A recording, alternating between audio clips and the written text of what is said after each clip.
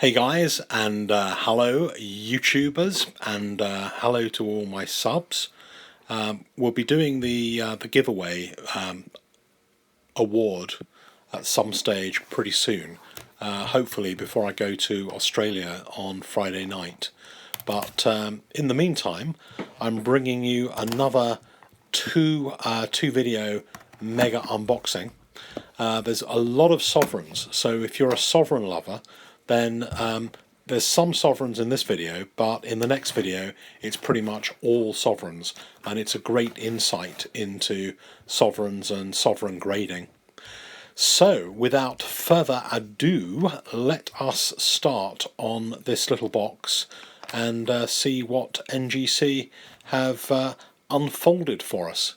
There's always a few little surprises and the unexpected, and this first one is unexpected. This was actually a win from greatcollections.com in California, and I asked them to send it over to NGC because I didn't like the way it was the wrong way round in the holder. You can see that they've completely messed up the whole thing. The Queen's head on the outside, it should be the 1 penny. It's a 1 penny gold 1 penny. The gold 1 penny should be on the obverse. The Queen's head should be on the back. And I said, please cross grade this, any grade, no problem. Just put it into an NGC holder with the penny on the right side. Did they? Hell, no. They decided they weren't going to cross grade it for some reason. Maybe they didn't read the instructions. They're obviously getting close and had the little thing saying bust down, but they totally ballsed up the whole thing as far as I'm concerned. So this is going to have to go back to them. And looking at the coin for the first time, I think it could probably do with NCS conservation. So I think as well as having it put into an NGC holder, I'll cross grade it. So let's have a look at the first of the sovereigns. There were a few in this box. Most of them are in the other box. So hold out for that. But there's some good stuff here as well. This particular person, if you remember a few videos ago, submitted 53 odd sovereigns through to NGC via me. And luckily they all arrived at NGC okay, and they all arrived back again, so far so good. It's a collection of sovereigns, some of which are pretty rare.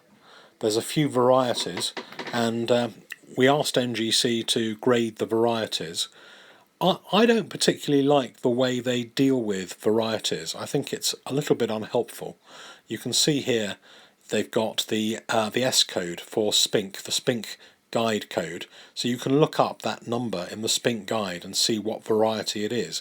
But wouldn't it be nice if they actually put the variety on the label, given that they have quite a lot of room on the label? So most of these sovereigns were doing pretty well.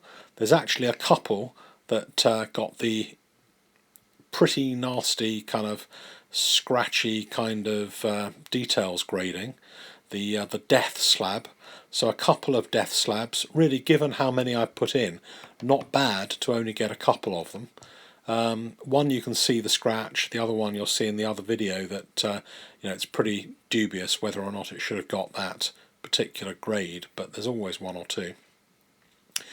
I'm told by the guy who owns these sovereigns that probably 3 or 4 of them overall got under what he was expecting. The vast majority got exactly the grade that he predicted, and quite a few got a better grade than he predicted. And some of them, in fact, have the best 1 or 2 grades that have so far been graded at NGC for those particular varieties. So you'll see the sovereigns a little bit later in more detail, but I would say generally a very happy, very successful result, and you just see how beautiful these coins are. He is a little bit of a master at picking out sovereigns that are good to grade. I must get him to pick out a few for me as well. 1861, MS61.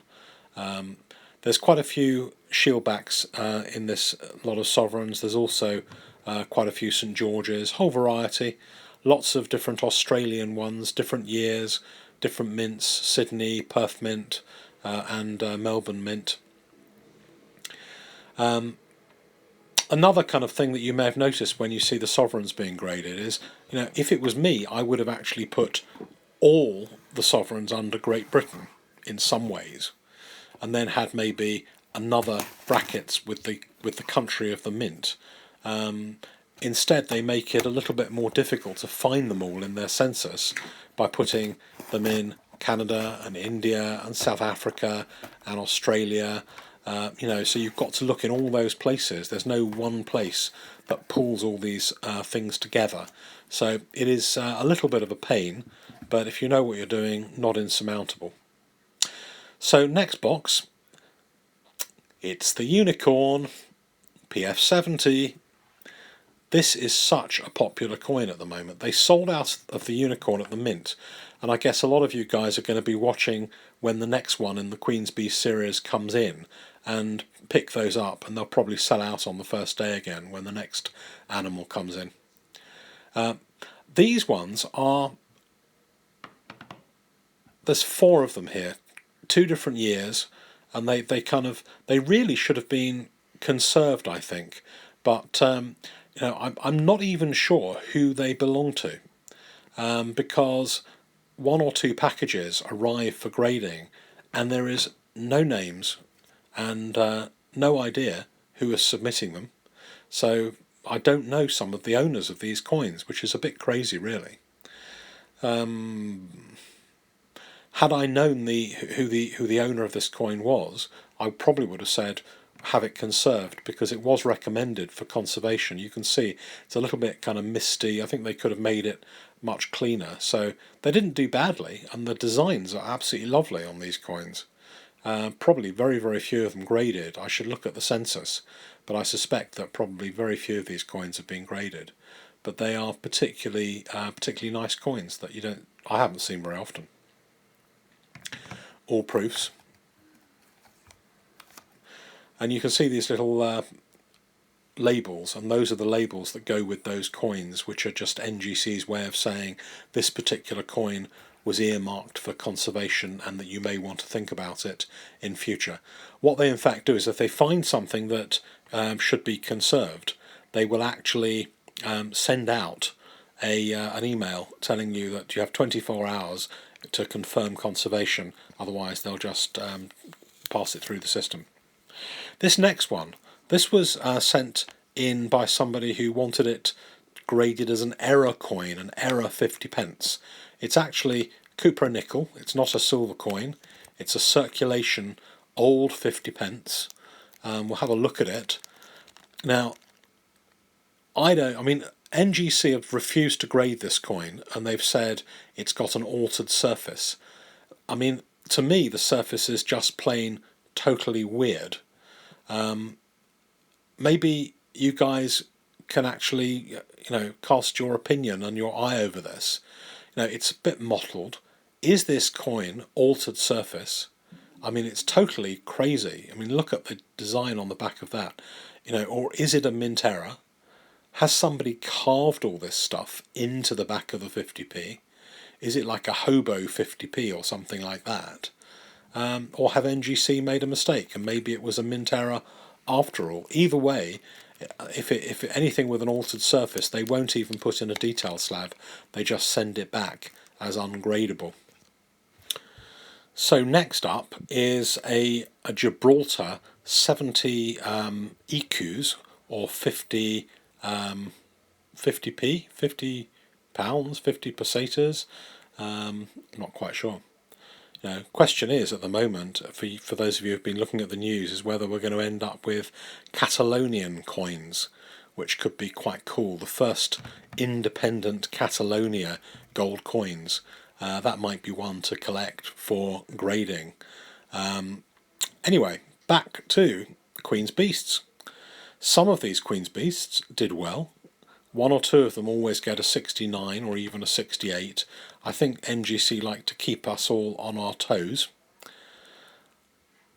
Peter Rabbit, this is the 30,000 of these were minted, compared to 15,000 in 2016. These are, I think, at some stage on the way up in price despite their mintage. So we got a Krugerrand, 69 this proof Krugerrand got. I think the Krugerrands are still holding their own in the marketplace. I haven't checked recently, but 69 is a good grade for one of these. 68, not quite so hot, unfortunately.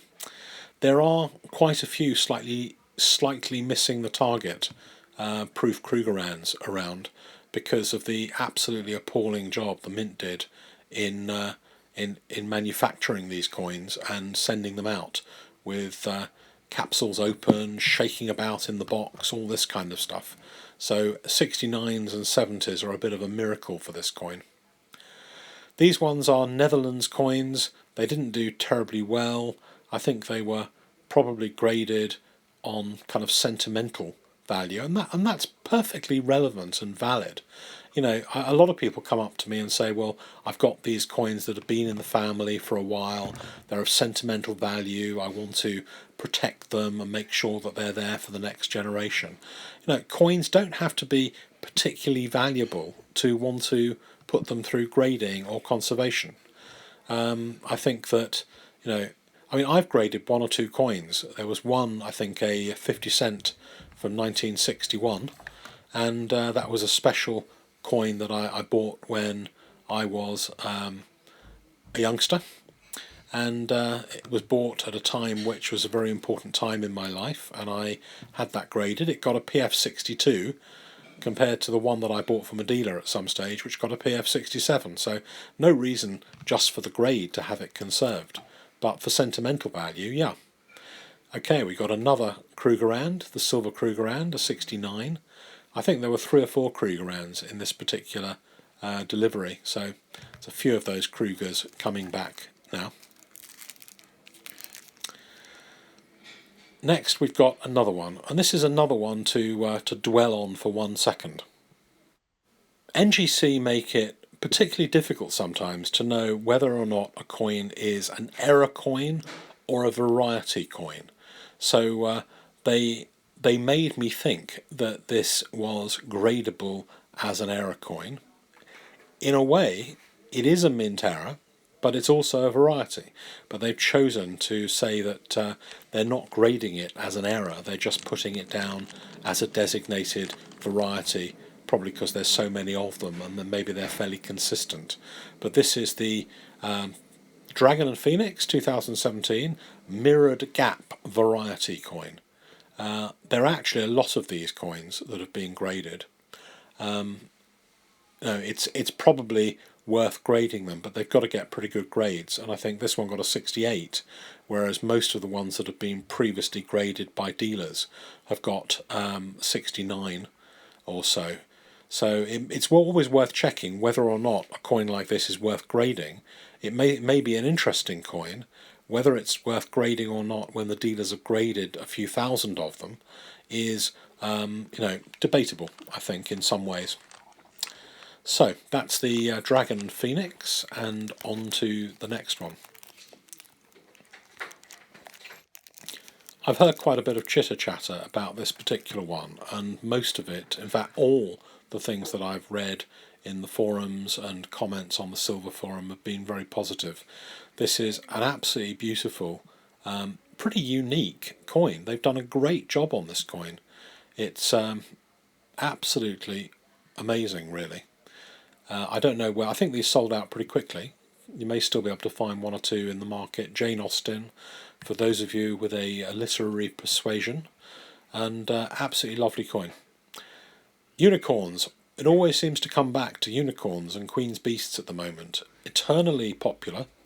Hopefully they'll continue to do well over the years. I don't personally have any of the proofs, but a lot of the ones that I've graded for other people did very, very well, and a lot of them got 70 grades, which is pretty heartening and a testament to the Royal Mint. Beatrix Potter Tales. So this is another one of the 2017 Beatrix Potter coins, Jeremy Fisher. All these coins, the Beatrix Potter ones, are doing pretty well in the secondary market. I don't think there's any big bucks being made over and above the issue price after dealing costs so far, but I think for the future I wouldn't be surprised to see these go steadily up in value over the years. I think they will be collectible for many years to come, I would have thought, and great gifts and that kind of stuff. So hang in there for box 2 and watch the channel, and hopefully that'll be up and running pretty soon.